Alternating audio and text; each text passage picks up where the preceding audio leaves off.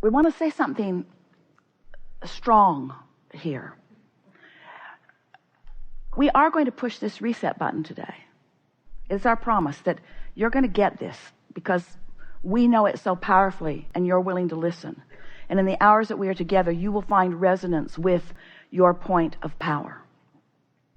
But we want you to know that it only lasts a day, because tomorrow you have to get on that high-flying disc again. And the next day, you want to get on that high-flying disc again.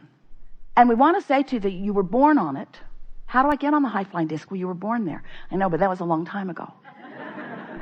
Now how do I get on it? Well, you have the potential of being on it every morning unless you remember something unpleasant from yesterday. In other words, when you wake up, what disc do you jump on? Oh, yeah, I got to go to work. Yeah. Going to be a lot of traffic today. Better hurry. Oh, it's going to be hot again today. Or maybe you wake up into a household full of confusion and you just want to pull the pillow over your head and not get up.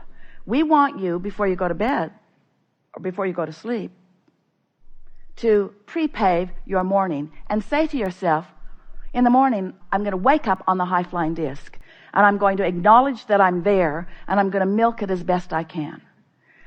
Now, you might not make it till breakfast. You might not even make it till you get out of bed.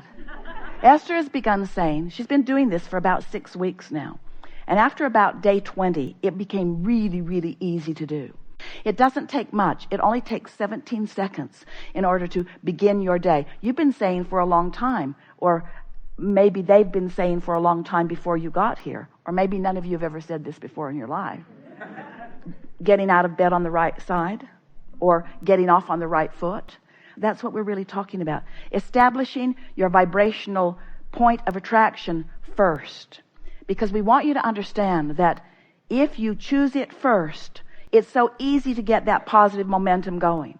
But if you wait until you've, without meaning to, by default, picked up and carried over some negative momentum, then it's harder for you to shift from that negative momentum. Life is supposed to feel good to you, and it's not supposed to feel good later. It's not about planning that vacation or looking forward to retirement or waiting for your dream mate or your dream home or your dream vacation. It's not about waiting for something good to happen. It's about being in a place that the good stuff can rendezvous with you right now, you see. And you have the ability to control your vibration so that good stuff is rendezvousing with you right now. And you're going to reach the place where you're even willing to say the stuff that you didn't think you wanted that rendezvoused with you was still good stuff.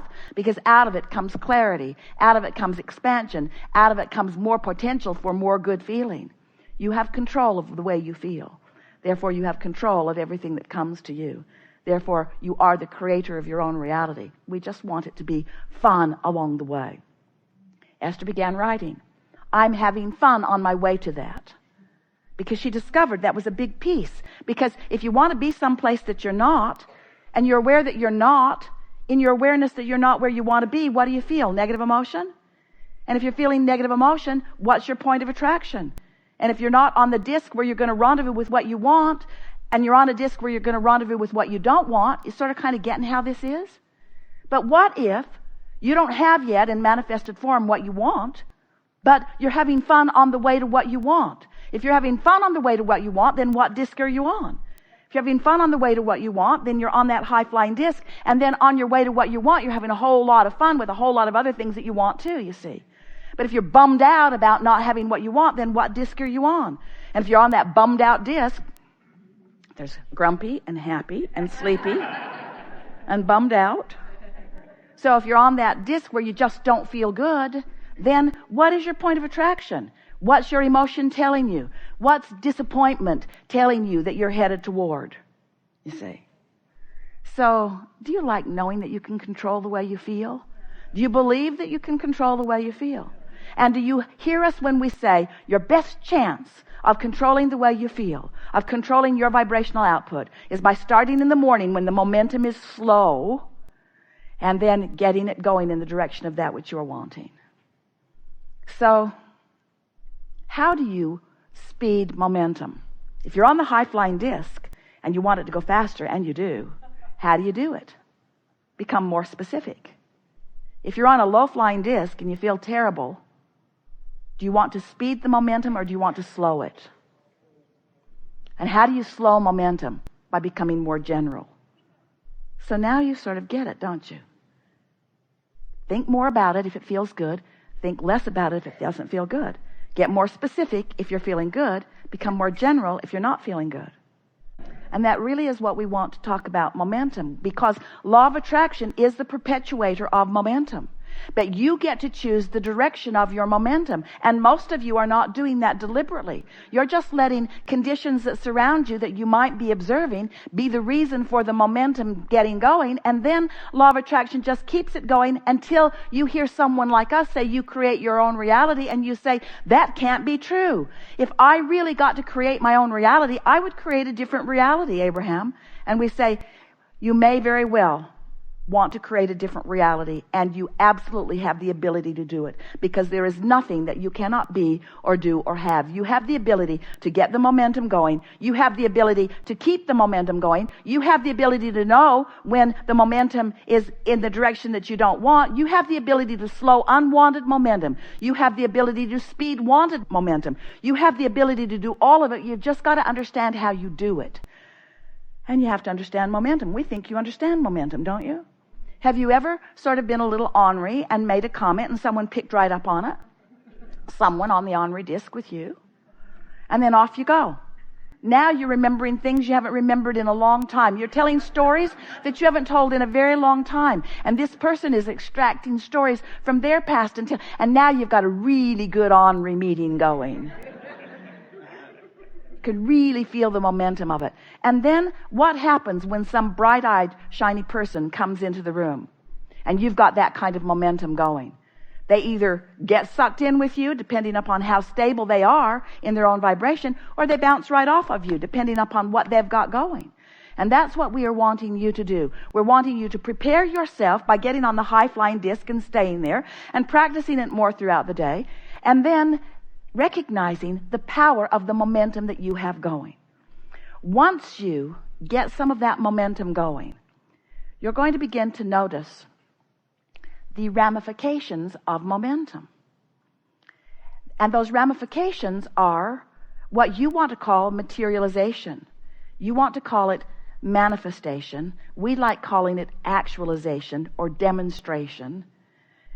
So what happens when you get a really good momentum going is that the first thing that happens is you experience the manifestation of emotion. And we want to call emotion a manifestation because does it get any realer than feeling? When you get that feeling, isn't it real? Isn't it up close and personal kind of real? That's a manifestation. It's a manifestation of momentum. And you can tell by the way you feel whether it's momentum leading to something you want or leading to something you don't want. The next thing that happens is thoughts begin to flow. That's the next thing. Now, really what happened is the thought came first and the emotion came second. But we wanted to call the emotion the first awareness of manifestation. We think it will serve you if you realize that when you are feeling an emotion, that it is a demonstration of the beginning of things materializing. Because the emotion has materialized. The next thing that happens is thoughts begin to flow into your mind. Thoughts, a stream of thoughts. You're likely to get a really good idea about something. And you'll know it's a really good idea because it feels good when it comes. Now, depending upon what disc you're on and what kind of momentum you're gathering will depend upon how good or how bad the thought feels. The next thing that happens when you're on this high-flying disc is that nature begins playing with you. Nature plays with you. Nature is the first responder beyond your own emotions and thoughts to demonstrate to you where your vibrational frequency is. Any nature ever playing with you? Hummingbirds doing ridiculous loop-to-loops in the gardens. Birds flying, obviously, just for entertaining you. Creatures of all manner cooperative components of the universe saying to you, now that you're getting the hang of this, we would like to demonstrate with you the alignment that we feel in you. And then, of course, on your high-flying disc, other humans also on the high-flying disc, appearing in crowds, standing out, walking to you, right timing, saying the right thing at the right time, giving you just a little piece of something that you were wondering about, another little piece of something, rendezvous all day long, leading you to where you want to be, because this is certain. Where you stand and where you want to be is known by all that is. And when you take the time to wake up deliberately, acknowledging the high-flying disc and deliberately staying there and beating the drum of it and practicing it through the day, even if you fall off, you will. Even if you fall off, get on again. Even if you fall off, tomorrow get on. Even if you fall off, tomorrow get on. Until eventually Esther said, Abraham, I refuse to accept that I have to wait until tomorrow to get back on the high-flying disc. You've given me too many tools. I like it on the high-flying disc. I'm going to be on the high-flying disc. I don't care what it takes to be on the high-flying disc. Even if I have to feel good, I'm going to be on the high-flying disc. And after a while, it just becomes such a steady point of attraction that you begin to feel like the invincible creator of your own reality that you are. Because you are the creator of your own vibrational offering. Because you have guidance to let you know. You have guidance to let you know. So there are two ways of knowing what disc you're on. First is how you feel. Next is what's manifesting around you. Those are the indicators. So this message is not about scolding you about being on anything other than the high-flying disc. You get to be wherever you want to be, and sometimes being on those lower discs is really a clarifying experience. For a while, Esther was hard on herself when she knew she was not on the high-flying disc. She would be really mad at herself for not having the self-discipline to stay there. And we would say to her once she would come back into earshot of us, Esther, these are not negative moments. These are not bad moments. These are not wrong moments. These are clarifying moments. And how wonderful it will be for all of you when you're consistently hanging out on that high-flying disc. And then you have those little clarifying dips that just keep parlaying you into more and more and more clarity about who you are and what you want. We have enjoyed this interaction immensely.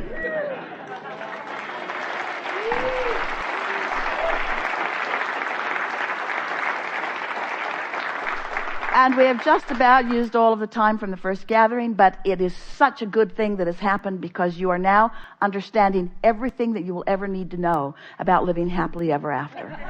Everything that you will ever need to know. And you will now understand when you meet others, you'll just know, oh, they're not on a good disc. They're not on a disc that's serving them very well. Do I want to play with them? I gotta go. Gotta go. Your friends will say, where are you going? To the high-flying disc. No, really, where are you going? To the high-flying disc. What are you going to do when you get there? Whatever I feel like doing. What's a high-flying disc? Gotta go. Gotta go. What a good day. What a high-flying good day. So, what do you now know that you didn't know a few hours ago? Because we believe that in the beginning of this day that you knew that this is a vibrational universe, conceptually. And we believe that you knew that you are the creator of your own reality, conceptually. And we believe that you knew that contrast was providing the specific details of your desire, and that when we asked that opening question, do you know what you want? That question formulated within every one of you an image of something that you want. But these are the new things that have happened today, and this is the new resonance that you have found as a result of this conversation. It's easier than you had ever imagined. And there is a natural momentum that will take you to everything that you want. And that directing your thoughts and therefore encouraging momentum in one direction, which causes you to no longer encourage momentum in multiple directions, gives you a definiteness of purpose that will yield to you evidential results in a fast